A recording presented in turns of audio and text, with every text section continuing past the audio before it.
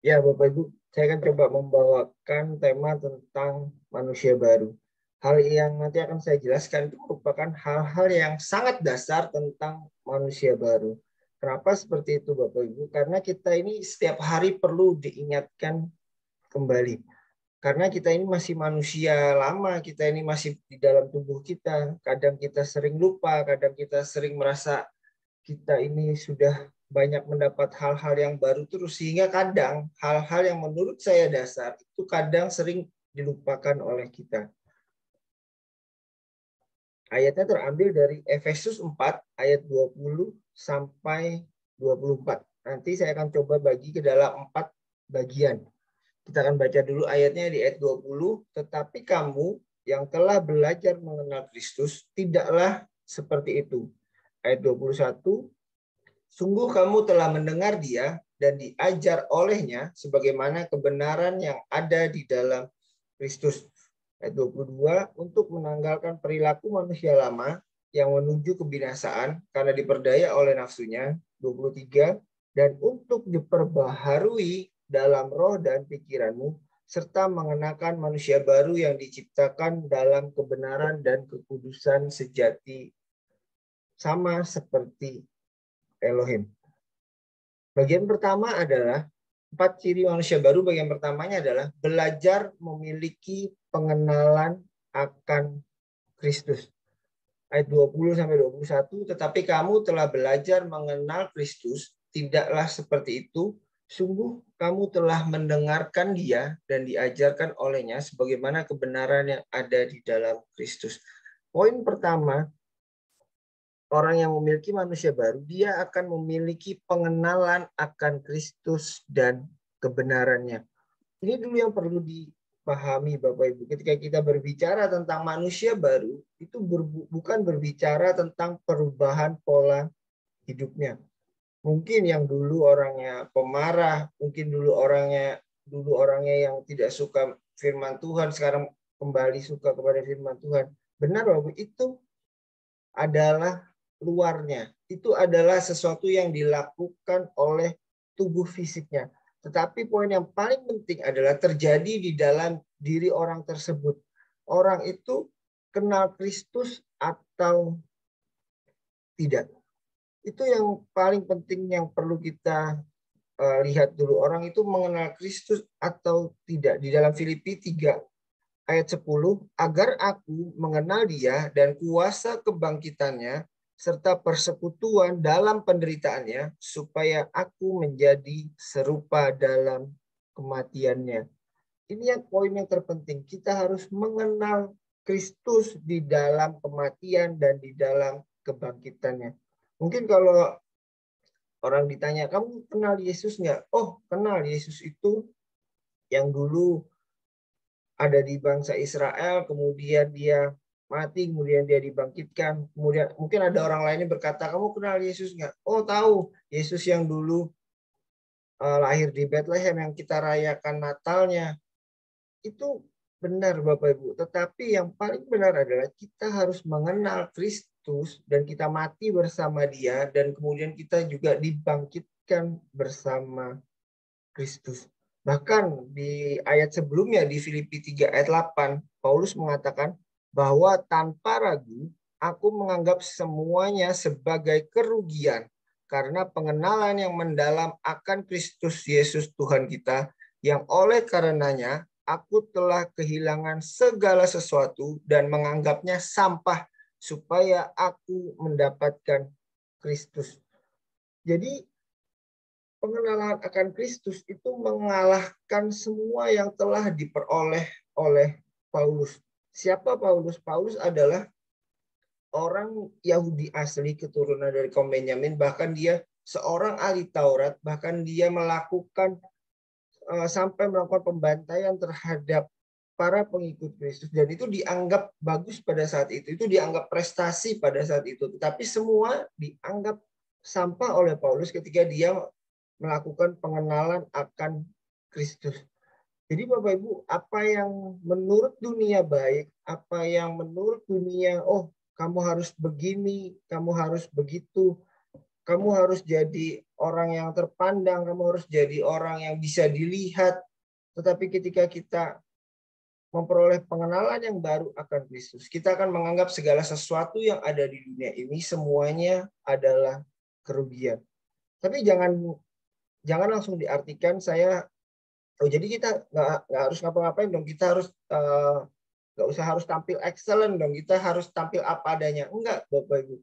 Dengan kita mengenal Kristus, nanti di bagian-bagian berikutnya kita akan lihat justru semakin kita mengenal Kristus, itu yang akan mengubahkan diri kita dan kita akan menjadi orang yang lebih baik.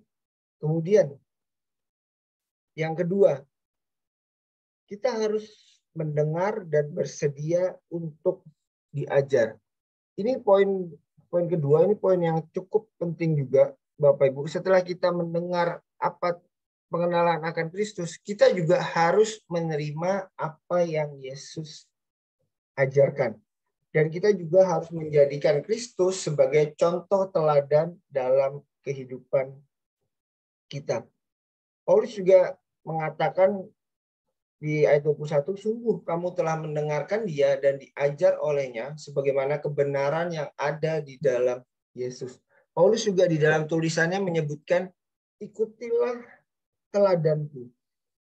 Jadi Bapak Ibu, kalau kita sudah mengenal akan Kristus, kita meyakini Kristus ada di dalam kita dan kita di dalam Kristus, langkah berikutnya adalah kita harus mau diajar di dalam ajaran Yesus. Apa saja ajaran Yesus itu? Ya salah satunya seperti ini Bapak Ibu. Kita bertekun di dalam ibadah, kita bersekutu di dalam ibadah. Ini merupakan salah satu ajaran yang Yesus lakukan melalui Paulus. Paulus mengatakan kita jangan jemu-jemu untuk meninggalkan ibadah, kita berubah pola pikir kita. Paulus juga mengatakan kita telah dibaptis di dalam Kristus. Kita harus mengikuti teladan Paulus. Jangan pernah merasa seperti ini, oh aku sudah kenal Tuhan, Kristus sudah hidup di dalamku. Kemudian ketika kita mendengarkan, karena kita merasa kita sudah ada di dalam tahap yang maksimal, kemudian ada orang yang berusaha mengajar kita, memberikan kita nasihat, memberikan kita teguran, kita akhirnya jadi tersinggung karena kita merasa, oh aku sudah sempurna, aku sudah segalanya, aku sudah kudus. Jangan seperti itu Bapak Ibu. Ketika kita sudah mengenal Tuhan, kita juga tetap harus rendah hati dan kita juga harus tetap mau diajar. Kemudian yang ketiga, menanggalkan manusia lama. Ayat 22, untuk menanggalkan perilaku manusia lama yang menuju kebinasaan karena diperdaya oleh nafsunya. Ini poin yang cukup penting juga Bapak Ibu. Setelah kita mengenal akan Kristus, kemudian kita diajar, nah apa yang kita terima, apa yang sudah kita kenal, yang kita pelajari, saya yakin dan percaya itu yang akan mengubahkan manusia lama kita. Karena perubahan di dalam Kristus, perubahan di dalam anugerah itu bersifatnya bukan dari luar ke dalam, tetapi dari dalam keluar.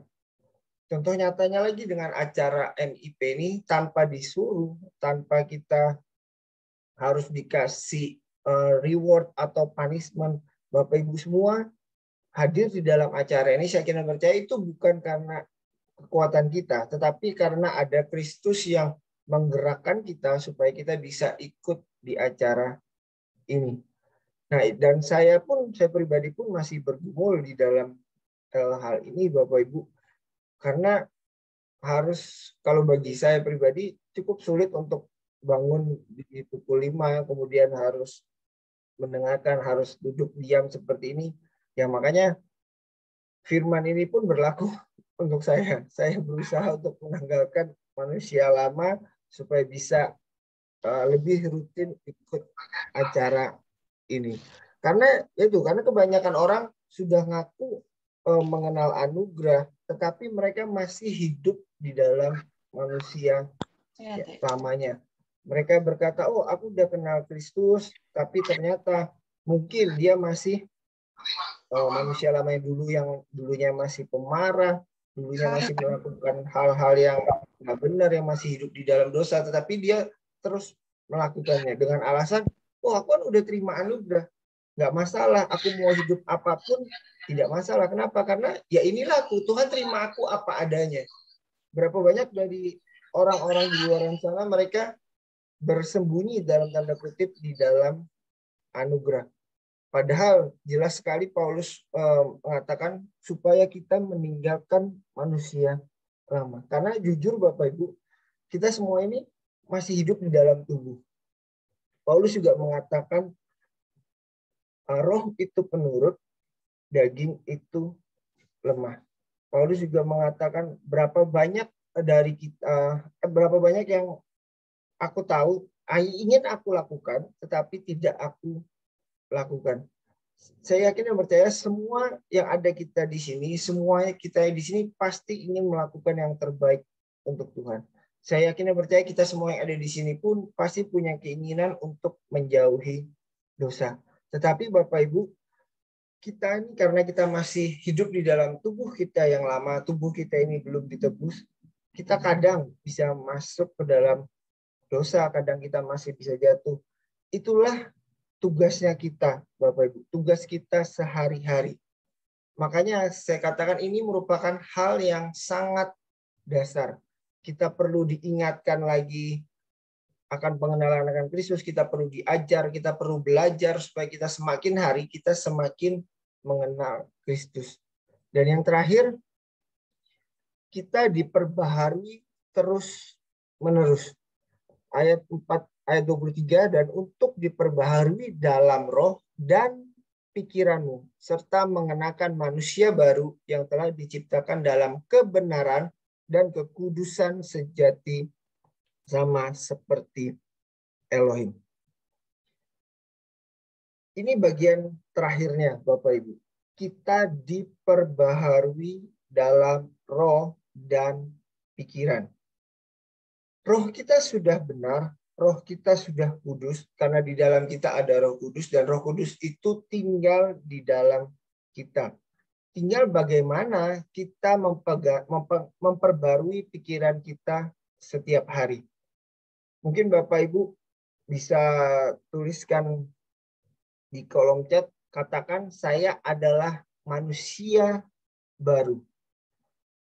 Ini yang menurut saya tugas kita setiap hari, Bapak Ibu. Katakan dalam diri kita, imani dalam diri kita bahwa kita adalah manusia baru. Kalau Bapak Ibu dulunya mungkin dalam dunia kegelapan atau mungkin dulu manusia duniawi yang masih kuat, katakan bahwa saya adalah manusia baru. Dan itulah yang akan membuat kita kuat dan kita akan diperbaharui senantiasa. Kabar baiknya lagi di dalam Efesus 2 ayat 10, sebab kita adalah buatan Elohim yang telah diciptakan di dalam Kristus untuk melakukan perbuatan baik yang telah dipersiapkan Elohim sebelumnya agar kita hidup di dalamnya. Inilah ciri khas manusia baru, Bapak Ibu.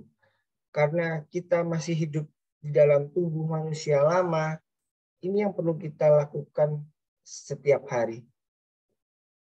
Karena anugerah kita diperbaharui setiap harinya. Roh kita diperbaharui, pikiran kita diperbaharui, kehendak kita diperbaharui, perasaan kita diperbaharui. Kabar baiknya adalah, Bapak Ibu, ketika kita menyadari setiap hari kita ada diperbaharui, maka tindakan kita pun akan tindakan yang selalu diperbaharui. Dan itulah yang akan menjadikan jawaban dalam kehidupan kita. Kalau sekarang kita lagi sakit, ketika pikiran kita diperbaharui dan kita menyadari bahwa kita adalah manusia baru, maka kita akan melakukan hal-hal yang baru yang otomatis akan membuat kesehatan kita kembali meningkat. Atau mungkin sekarang kita di dalam pergumulan keuangan, ketika kita menyadari kita adalah manusia baru, kita mengenal akan Kristus yang Dia adalah penyedia segalanya, Yesus adalah sumber berkat, kemudian kita mau diajar, entah diajar di dalam berusaha, atau mungkin diajar di dalam apapun, dan kita menyadari dalam setiap hari kita meninggalkan manusia lama, kemudian kita hidup di dalam kebiasaan-kebiasaan baru. Saya kira dan percaya mujizat pasti terjadi di dalam kehidupan kita. Inilah juga yang dikatakan Paulus di dalam Roma 12 ayat 1, berubahlah oleh pola pikir kita. Ketika kita menghadapi masalah, ketika kita menghadapi pergumulan, hal yang pertama yang perlu kita lakukan adalah kita ubah pola pikir kita. Nah, sama seperti kita mendengar manusia baru, kita ubah pola pikir kita bahwa kita adalah manusia baru, kita sudah meninggalkan manusia lama, kita bersedia untuk mengenal dan diajar tentang pengenalan akan Kristus, dan setiap hari kita diperbaharui oleh pengenalan akan Kristus yang baru. Itulah yang bisa saya sampaikan Bapak Ibu tentang 4 ciri manusia baru. Tuhan Yesus memberkati.